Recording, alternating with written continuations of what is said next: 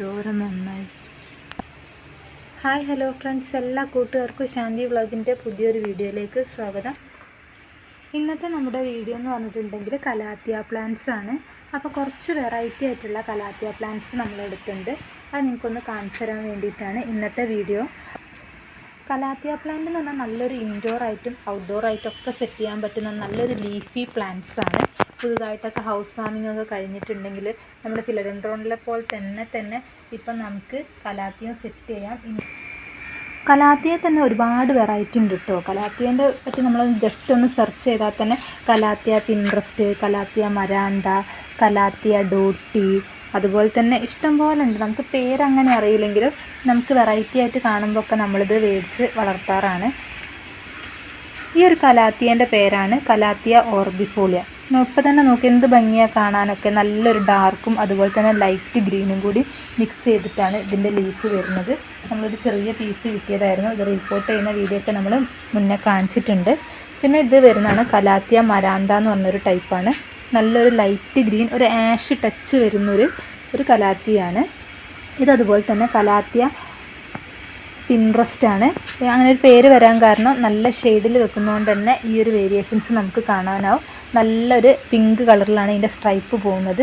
കുറച്ച് വെയിലടിക്കുന്ന ഭാഗത്തേക്ക് നല്ല വൈറ്റ് സ്ട്രൈപ്സ് ആവും. അപ്പം നമ്മൾ ആ ഷെയ്ഡിൽ വെക്കുന്നതുകൊണ്ടുള്ള ഒരു ഗുണം അതാണ്. ഇതിൻ്റെ ശരിക്കുള്ള ഒരു വേരിയേഷൻസ് കാണണമെങ്കിൽ നമ്മളൊരു ഇൻഡയറക്റ്റ് ആയിട്ട് ഷാഡോ കിട്ടുന്ന ഏരിയ തന്നെ ഈ ഒരു പ്ലാന്റ് സ്പോട്ട് ചെയ്യണം. ഒരിക്കലും ഡയറക്റ്റ് വെയിൽ ഈ ചെടികൾക്ക് കിട്ടുന്നത് നല്ലതല്ല.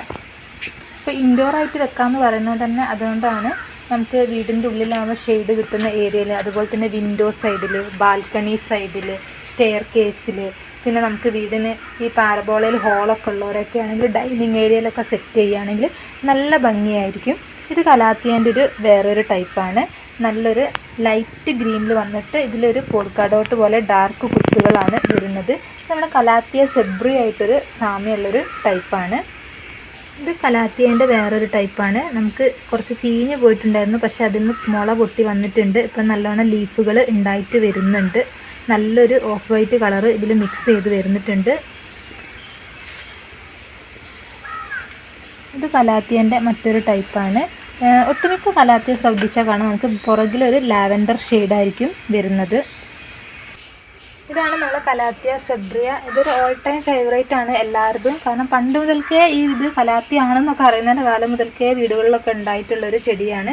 പെട്ടെന്ന് തന്നെ വളർന്ന് കിട്ടും. നമ്മളിതിപ്പോൾ വീടിൻ്റെ സിറ്റ് ഔട്ടിൽ ഒരു സൺഷെയ്ഡ് ഏരിയയിൽ വരുന്ന സ്ഥലത്താണ് ഇത് സെറ്റ് ചെയ്തിരിക്കുന്നത്. അതുകൊണ്ട് തന്നെ ഒരു ഡയറക്റ്റ് വെയിൽ കിട്ടുന്നുമില്ല, എന്നാൽ ഇൻഡയറക്റ്റ് ലൈറ്റും കിട്ടും. അതുകൊണ്ടാണ് ഈ ചെടി ഇത്ര ഹെൽത്തി ആവുന്നത്. വീടിൻ്റെ ഉള്ളിലൊക്കെ വെക്കുകയാണെങ്കിൽ ഈ പർഗോഡേൻ്റെ നേരെ ആ ഒരു താഴേക്ക് ഷെയ്ഡ് അടിക്കുന്ന ഭാഗത്തേക്കൊക്കെ നമുക്കിത് വെച്ച് കൊടുക്കാവുന്നതാണ്. ഇത് നല്ലൊരു യെല്ലോ കളറിൽ മിക്സ് ചെയ്ത് വരുന്നൊരു ചെടിയാണ്. ഇതും നമ്മളിപ്പോൾ സൺഷെയ്ഡിൻ്റെ താഴത്തായിട്ടാണ് സെറ്റ് ചെയ്ത് കൊടുത്തിട്ടുള്ളത്. ഇത് കലാത്തിയ വേറൊരു ടൈപ്പാണ്. ഇതിൽ നമുക്ക് വൈറ്റ് പൂക്കളൊക്കെ വരുന്നുണ്ട്. അതിപ്പോൾ ഏകദേശം ഉണങ്ങിയിട്ടുണ്ട്.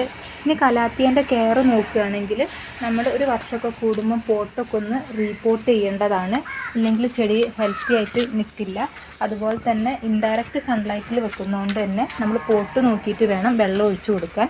ഒരുപാട് വെള്ളം ഒഴിച്ചു കൊടുത്തിട്ടുണ്ടെങ്കിൽ ഈ കലാത്തിയ പ്ലാന്റ്സ് പെട്ടെന്ന് തന്നെ ചീഞ്ഞു പോകുന്നതായിരിക്കും. പിന്നെ അതുപോലെ തന്നെ ഇതിൻ്റെ പോട്ടി മിക്സ് ആണ് നോക്കാനുള്ളത്. അത്യാവശ്യം ഒരു ഗാർഡനിങ് സോയിൽ, പിന്നെ അതുപോലെ തന്നെ മണൽ, പിന്നെ നമ്മൾ കുറച്ച് ഡ്രൈ ആയിട്ടുള്ള ചാണകപ്പൊടിയാണ് മിക്സ് ചെയ്ത് കൊടുക്കുന്നത്. വെള്ളം നല്ലോണം വാർന്നു പോകുന്ന മണ്ണിൽ വേണം ഈ കലാത്തിയ പ്ലാന്റ്സ് നട്ടു കൊടുക്കാൻ വേണ്ടിയിട്ട്. അപ്പോൾ ഇത്രയും വെറൈറ്റി ഒക്കെയാണ് നമ്മളെടുത്ത് ഉള്ളത്. അപ്പോൾ നിങ്ങൾക്ക് വെറൈറ്റി ആയിട്ടുള്ളതിൻ്റെ പേരൊക്കെ അറിയെങ്കിൽ ഒന്ന് സെറ്റ് ചെയ്യാം. നമ്മൾ ഇത് ഇൻഡോറായിട്ടും ഔട്ട്ഡോറൊക്കെ ആയിട്ട് വളർത്തിയിട്ടുണ്ട്. ഇൻഡോറായിട്ട് വളർത്തുന്ന രീതിയും അത് സെറ്റ് ചെയ്യുന്ന രീതിയൊക്കെ ഞാൻ പറഞ്ഞു തന്നിട്ടുണ്ട്.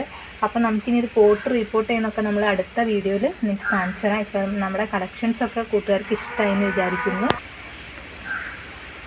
അപ്പോൾ നമ്മുടെ വീഡിയോ ഇഷ്ടമായിട്ടുണ്ടെങ്കിൽ ലൈക്ക് ചെയ്യുക. അപ്പോൾ നമ്മുടെ ഈ കളക്ഷൻസൊക്കെ ഇഷ്ടമാവുകയാണ്. നമ്മുടെ വീട്ടിലുള്ള ഓരോ കളക്ഷൻസാണ് നിങ്ങൾക്ക് വീഡിയോയിലൂടെ നമ്മൾ കാണിച്ചു തരുന്നത്.